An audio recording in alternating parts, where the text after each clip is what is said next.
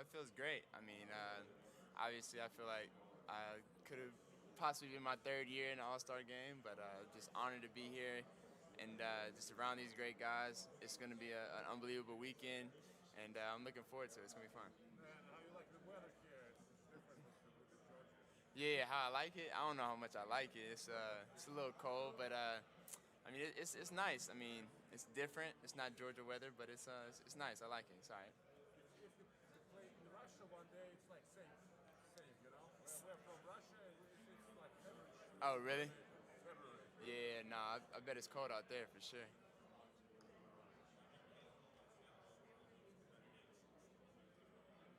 Yeah, I might take my. I mean, just to be out here representing Atlanta, it's awesome. I mean, obviously, I wish I had another teammate out here with me to represent. But I'm gonna do my best to represent the best way I can, and just put on a show each and every night, and go out there and do my best.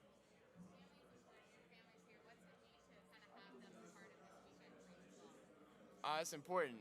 My family is always going to be a part of my journey. They've been a part since the beginning, and for my family to be here now, it's an unbelievable feeling. And I mean, I'm happy they're here, and they're going to always be here throughout my journey. And I just want them to understand that. And I mean, I'm happy they're here. Yeah, some of them reached out to me. I mean, we just left each other, so it's not like we're missing each other too much. I'm sure we will start all hitting each other in the next couple of days, this weekend, and check on each other and stuff like that. So I'm looking forward to seeing those guys again and getting this run going after this break. Trey, I'm going to ask you, the yearly WNBA question. So, if you had an NFT of a WNBA player, who would you say? Ooh, I don't know. There's so many good WNBA players. I don't know. One That's collectively, one, huh? just one. Just one. I don't know. I'm a big Asia Wilson fan, but I can't just say her. You can. There's a bunch of ladies. There's a bunch of women I like watching. They're all talented. So, but Asia for sure. Okay.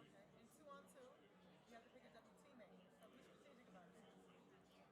Oh, I'd have to go with Asia. Me and Asia would be tough in a pick and roll game, pick and pop.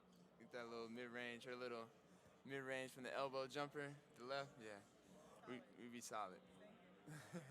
What do you expect from the game tomorrow? How competitive it's going to be, the All-Star game? Are you going to be competitive? You're going to play D some. Yeah, no, it's gonna be fun. It's gonna be competitive for sure. I think we got a lot of the young guys on our team that are gonna be pushing and running the pace, and it's gonna be fun.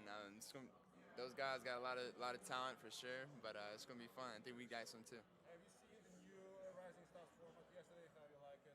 What they taught them? I didn't get a chance to watch the Rising Stars game yesterday. I was getting my jersey retired, so I wasn't able to watch it. I heard the format was okay and different this year, but It's different. yeah, I didn't get the chance to watch it. Hey Trey, Travis Green with HBCU All-Star from Atlanta, Georgia, representing our proud HBCUs. You see Morgan State Yeah. and Howard playing this game today. What does that mean to be associated with the NBA in the state of our HBCUs and we having a big HBCU presence there in Atlanta? I mean, it's amazing. It's big time. I think it's really cool seeing the HBCU love starting to pick up, and I mean, obviously with Coach Sanders, what he's doing in Jacksonville State or Jackson State, it's crazy, and I just love the fact that it's pushing more and more, and then being in Atlanta, you learn to appreciate the HBCUs even more, and so yeah, no, it's gonna be fun. I think I'm gonna tune in today. Hopefully, I get able to get back and watch the game. So Appreciate it. it'll be Looking forward fun. to catching up with you back in ATL. Yes, sir. See y'all. Trey, with really talking about this is the last two games he's played in Rising Stars jerseys. I know you definitely hated that half court shot that Yeah. he did. What do you think it's going to be like playing against him again in a showcase like this year? Oh, it's gonna be fun. It's gonna be fun. Hopefully, we get another opportunity where maybe a couple of quarters we end it with a half court shot this year. So, who knows? It'll be fun. I'm looking forward to it. Maybe one year we're on the same team, but this year we're gonna get to go at it again. It'll be fun. I know a lot of people have been trying to compare you guys a lot, draft class wise, but what's your personal been relationship? Because you've talked about how you guys have been really close since then. Yeah, no, we talk. We talk all season. We talk throughout the season. It's just a lot of things that I mean. Obviously, outside world wants to make y'all competitors, and make y'all hate each other. But I mean, it's not that case with me and Luka. He's obviously a great dude. When we play each other, we're battling, and obviously I'm trying to help my team win, and he's trying to do the same. So when we play each other, it's a battle, and it's always a competition. But outside of that, it's never personal, and we always want the best for each other. Besides when we play each other, so it's a good relationship.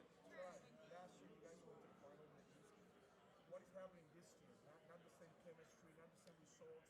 What is happening? I think we just had some bad luck early on with injuries, and then obviously with COVID.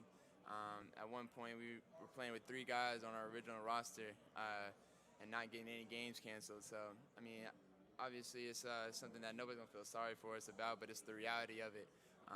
So we just got to figure out how to dig ourselves out of this hole that we were put in and kind of put ourselves in. So we got to get back right, and I think we will. Trae, congratulations on your jersey retirement. Appreciate it. And I have to ask, from New York, you guys returned to the Garden at the end of March.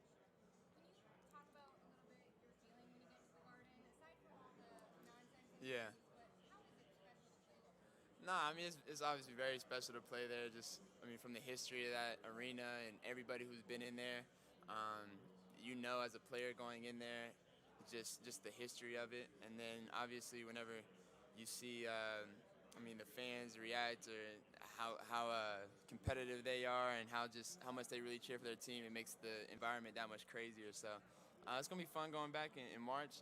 Wish I could have got to go back on Christmas, but it'll be fun in March. And congrats on the ESPN story. I saw you talked about your relationship with the Garden and that. Yeah, no, I appreciate it. Thank you.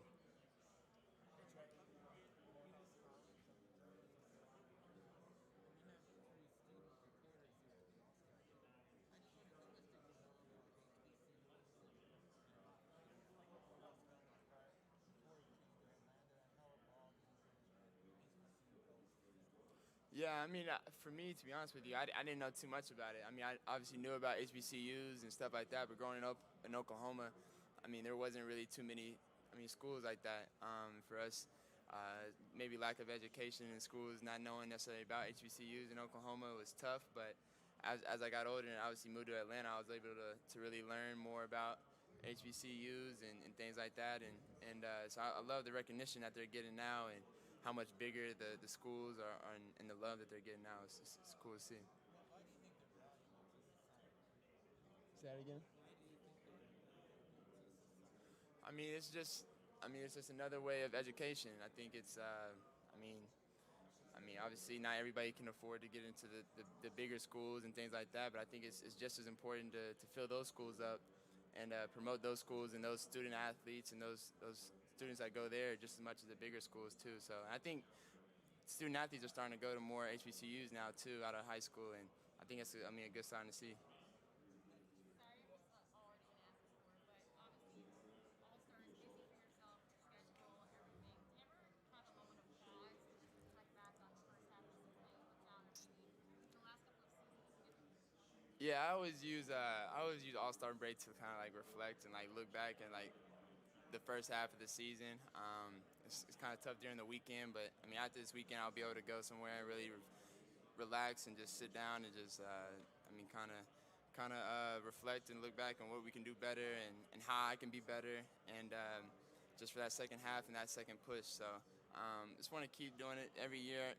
God willing, my play has been better after the All-Star break, and I really feel like it's just my mental stability, being able to cool off and reflect and just understand and think about what I can get better at. I come back better, so I hope we all come back as a team better and just have that mindset to finish out the second half strong.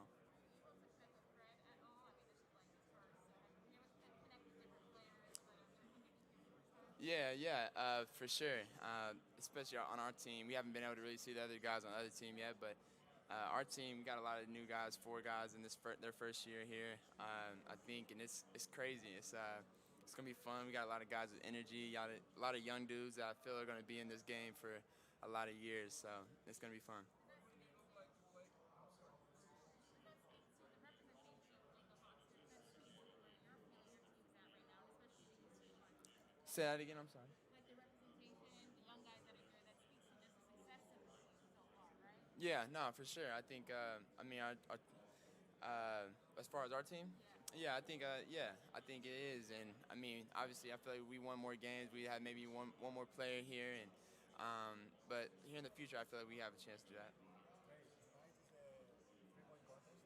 Can you tell us which is your record of threes in a row practicing? Like, Oh, practicing, I hit 44 threes in high school straight. okay, that's your record. That's my record. Or yeah, it's either 44 or 77. That's a big difference, but it's one of those numbers.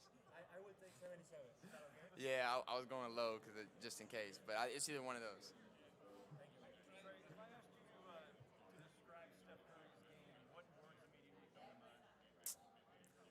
Describe his game, I mean, I would say unguardable. Just he's an unguardable type of player. You gotta hope he's missing that night. I mean, there's some guys in this league that is kind of like that. And I think he's one of them.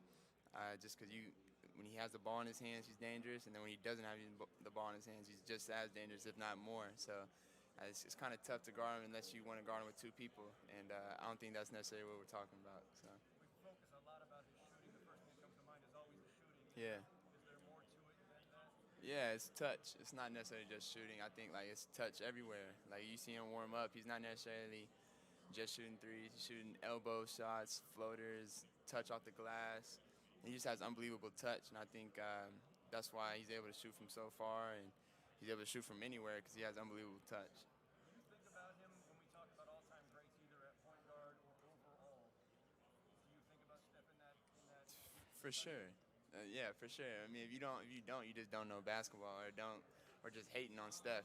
I'm not the type. I'm just show love, and I like appreciating the people that came before me, and obviously I play Steph, and when I play him, I'm gonna try to do my thing and lead my team to a win. But when I'm not, I'm gonna show him love. I feel like he's definitely up there as one of the top PGs of all time, and just with his accolades and what he has so far is up there with not very many. If your record on if it's 44-77, what's your like free throws at like 90 or 120? Yeah. Now, yeah, I think that one's close to like 100.